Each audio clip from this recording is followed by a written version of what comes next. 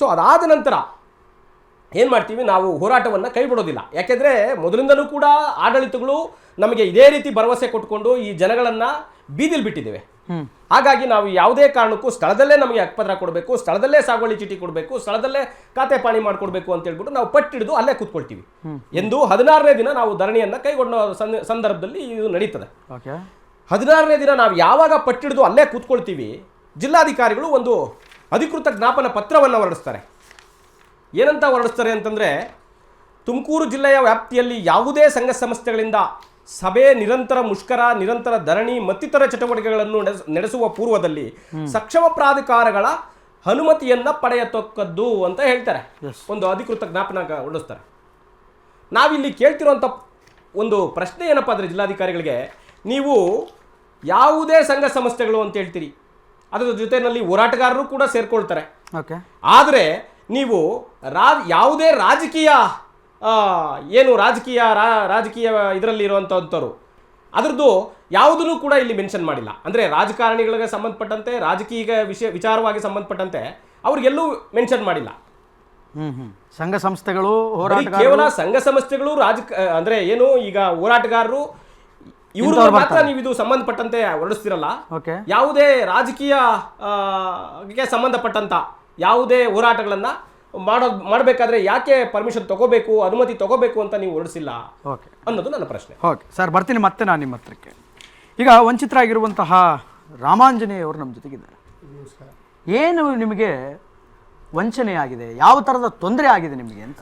ಮೊದಲನೇದಾಗಿ ನಾವು 30 ವರ್ಷದಿಂದ ಕಾಲೋನಿ ಜೀವನ ಮಾಡ್ತಾ ಇದ್ದೀವಿ. ಎಲ್ಲಿ, ಯಾವ ಕಾಲೋನಿ? ಸುಂದರ ಕಾಲೋನಿ. ಸರಿ. ನಮ್ಮ ತಂದೆ ತಾಯಿರು ಇಬ್ಬರು, ನಾವು 3 ಅಣ್ಣ ತಮ್ಮದಿರು. 3 ಅಣ್ಣ ತಮ್ಮದರಲ್ಲಿ ಒಂದು ಮನೆ ಇದೆ ನಮಗೆ. ಒಂದು ಮನೆಗೆ 3 ಅಣ್ಣ ತಮ್ಮದಿರು 9 ಅಡಿ ಅಂದರೆ 7 ಅಡಿ ಬರ್ತೈತೆ ಒಬ್ಬೊಬ್ಬರಿಗೆ. ಅದ್ರಾಗೆ ಜೀವನ ಮಾಡ್ತಾ ಇದ್ದೀವಿ ನಾವು. ಈ ಸಂಸ್ಥೆಗೆ ಸೇರ್ಕೊಂಡು 2 ವರ್ಷ ಆಯಿತು. ಸ್ವಾಮಿಯವ್ರನ್ನ ಹಿಡ್ಕೊಂಡ್ವಿ, ಸಾಹೇಬ್ರನ್ನ ಹಿಡ್ಕೊಂಡು, ಸ್ವಾಮಿ ನಮ್ಗೆ ಹಿಂಗೈತೆ, ಹಿಂಗೆ ಅನ್ಯಾಯ ಆಗೈತೆ, ನಮ್ಗೆ ಜಾಗಿಲ್ಲ, ಮನಿಲ್ಲ ಅಂತ ಹೇಳಿ ಅವ್ರು ಕೇಳಿ ಗೋಳಾಡಿದ್ಕೆ ನಾಗಭೂಷಣ್ ಅವ್ರಿಗೆ ಕೇಳಿ. ಹೌದು, ಅವರು 2 ಎಕರೆ ಜಾಗ ಮುಂಜೂರು ಮಾಡಿಕೊಟ್ರು. ಎಷ್ಟು? 2 ಎಕರೆ. 2 ಎಕರೆ ಜಾಗ ಮುಂಜೂರು ಮಾಡಿಕೊಟ್ರು. ಸರಿ, 2 ಎಕರೆ ಜಾಗ ಮುಂಜೂರು ಮಾಡಿಕೊಟ್ರೆ ಸ್ವಾಮಿ ಇದುವರೆಗೂ ಆಗೈತೆ, ನೀರಿರಲಿಲ್ಲ, ಬೆಳಕಿರಲಿಲ್ಲ. ನಾವು ತಿರ್ಗಾ ಸ್ವಾಮಿಯವ್ರನ್ನ ಕೇಳಿ ನಮಗೆ ಸ್ವಾಮಿ ಹಿಂಗೈತಿ, ಹಿಂಗಿಲ್ಲ ಅಂತೇಳಿ ಲೈಟು ಬೆಳಕು ಅವರೇ ಹೋರಾಟ ಮಾಡಿ ಎಲ್ಲ ಇದು ಮಾಡಿಕೊಟ್ರು. ಆಮೇಕಿಂದ ತುಮಕೂರಿಗೆ ಮೊನ್ನೆ ಆಗಿದ್ದು ಈ ಘಟನೆ. ತುಮಕೂರಿಗೆ ಹೋದ್ವಿ. ಯಾವಾಗ ಸಿದ್ದರಾಮಯ್ಯ ಸಾಹೇಬರು ಇದ್ಕೊಂಡಿದ್ರಲ್ಲ, ಸಿದ್ದರಾಮಯ್ಯ ಅವರು ತುಮಕೂರಿಗೆ ಬಂದಾಗ. ಹೌದು ಸ್ವಾಮಿ. ಸರಿ.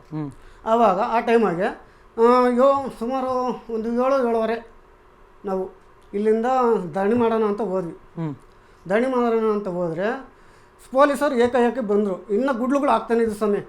ಎಲ್ಲಿ ಧರಣಿ ಮಾಡೋ ಜಾಗ? ನಮ್ಮ ಸಾಹೇಬರು ಸಮೇತ ಕರೆದಿರಲಿಲ್ಲ ನಾವು ಅಲ್ಲಿಗೆ. ಅವರು ಇದ್ದಿದ್ದಿಲ್ಲ. ಅವರು ಇದ್ರು. ನಾವು ಗುಡ್ಲ ಹಾಕೊಂಡ್ಮೇಲೆ ಅವು ಬಂದು ಏನ್ರಿ ಎತ್ತ ನೀವು ನಮ್ಗೆ ಹೇಳಲೇ ಇಲ್ಲ ಅಂತೇಳಿ ಅವ್ರು ಸಾಹೇಬರು ನಮ್ಮನ್ನು ಕೇಳಿರು. ಸರಿ.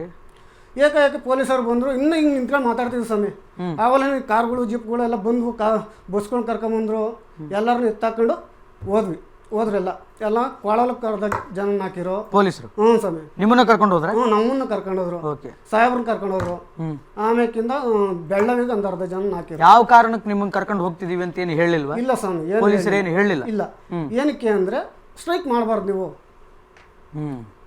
ಹೋರಾಟ ಮಾಡಬಾರ್ದು. ಸಿದ್ದರಾಮಯ್ಯ ಸಾಹೇಬ್ರು ಬರ್ತಾರೆ ಅಂತ 2 ದಿನ ಮುಂಚೆನೇ ಗೊತ್ತಿತ್ತಲ್ರ ನಮ್ಗೆ. ಏನೋ ನಮ್ಮ ಕಷ್ಟ ನೋಡಿ, ಏನೋ ನಮ್ಮ ಸಮಸ್ಯೆ ಒಂದು ಸ್ವಲ್ಪ ಬಗೆಹರಿಸ್ತಾರೆ, ಪ್ರಪಂಚಕ್ಕೆಲ್ಲ ಒಂದು ಸ್ವಲ್ಪ ಗೊತ್ತಾಗ್ತದೆ ಅಂತ ಹೇಳಿ ನಾವು ಸ್ಟ್ರೈಕಿಗೆ ಹೋದ್ವಿ.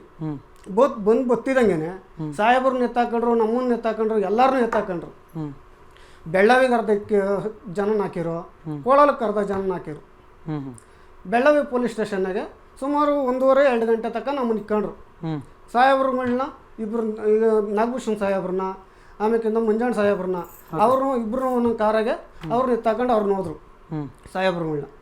ಆಮೇಕಿಂದ ನಮ್ಮನ್ನು 1:30-2 ಗಂಟೆ ತನಕ ಇಕ್ಕೊಂಡು ತಿರುಗಿ ಕೋಳಲ್ ಪೊಲೀಸ್ ಸ್ಟೇಷನ್ಗೆ ಹಾಕಿರು. ಕೋಳಲ್ ಪೊಲೀಸ್ ಸ್ಟೇಷನ್ಗೆ ಹಾಕಿ ತಿರುಗಿ ಸಾಯಂಕಾಲ ಕರ್ಕೊಂಡೋಗಿ ಎಲ್ಲ ಮನೆ ತಕ್ಬಿಟ್ರೆ ವಾರಾನ್ಗಟ್ಲೆ ತಿರ್ಗಾ ಪೊಲೀಸರು ಬೆಳಿಗ್ಗೆ ಸಾಯಂಕಾಲ ನಾವು ಎಲ್ಲಿ ಓದ್ತೀವಿ ಕೂಲಿ ಸಮೇತ ಹೋಗಂಗಿಲ್ಲ ಸಮಯ. ಎಲ್ಗಾನ ಹೋದ್ರೆ ಏನು ಕೂತಾ ಇದ್ದೀರಾ, ಎತ್ತೋತಾ ಇದ್ದೀರಾ ಪೊಲೀಸರು ಪೊಲೀಸರು ಸ್ವಾಮಿ ನಿಮ್ಮನ್ನು ಕೇಳ್ತಾರೆ. ಹ್ಞೂ ಸ್ವಾಮಿ ಕೇಳ್ತಾರೆ.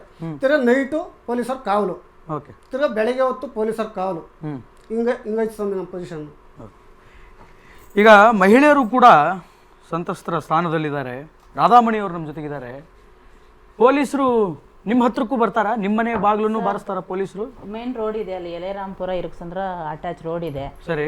ಆ ರೋಡಲ್ಲಿ ಸ್ವಲ್ಪ ಮೇಲ್ಗಡೆ ಕಲ್ಗಳೆಲ್ಲ ಇದೆ. ನಾವು ಇರೋದೇ ಒಂದ್ ಸ್ವಲ್ಪ ಇನ್ನ ಸಮ ಮಾಡಿಲ್ಲ, ಸಮದಟ್ ಮಾಡಿಲ್ಲ. ಜಮೀನ್ ಮಂಜೂರು ಮಾಡಿದಾರೆ ಅಷ್ಟೇ, ಅದನ್ನೇನು ಸಮದಟ್ಟು ಮಾಡಿಲ್ಲ, ಏನು ಮಾಡಿಲ್ಲ. ಪತ್ರ ಎಲ್ಲ ಕೊಟ್ಟಿದಾರ? ಏನು ಕೊಟ್ಟಿಲ್ಲ ಸರ್, ಪತ್ರನೂ ಕೊಟ್ಟಿಲ್ಲ, ಏನೂ ಇಲ್ಲ, ಸಮದಟ್ಟನು ಮಾಡಿಲ್ಲ. ಈಗ ಲೈಟು ಮತ್ತೆ ನೀರು ಅಂದ್ರೆ ತಾತ್ಕಾಲಿಕವಾಗಿ ವ್ಯವಸ್ಥೆ ಮಾಡಿದ್ದಾರೆ. ತಾತ್ಕಾಲಿಕ ಅಂದ್ರೆ ಮನೆ ಒಳಗಡೆ ಇಲ್ಲ ಲೈಟ್ಗಳು, ಬೀದಿ ರೋಡ್ಗಳಲ್ಲಿ ಒಂದ್ 3 ಲೈಟ್ ಹಾಕಿದ್ದಾರೆ, ಒಂದು ಟ್ಯಾಂಕರ್ ಕುಂಡ್ರಿಸಿದ್ದಾರೆ. ಅದು ತಾತ್ಕಾಲಿಕ, ನಮ್ಗೆ ಶಾಶ್ವತವಾಗಿ ಕೊಟ್ಟಿಲ್ಲ. ಮತ್ತೆ ಇನ್ನೊಂದೇನಂದ್ರೆ ಸಮ ಮಾಡಿ ಹಕ್ಕುಪತ್ರನೂ ಕೊಟ್ಟಿಲ್ಲ. ಯಾವಾಗ DC ಅವ್ರು ಮಂಜೂರು ಮಾಡಿ ನಮಗೆ ಭೂಮಿ ಕೊಟ್ರು, ನಾವಲ್ಲಿ ಗುಡ್ಲುಗಳು ಹಾಕೊಂಡಿದೀವಿ ಅಷ್ಟೇ.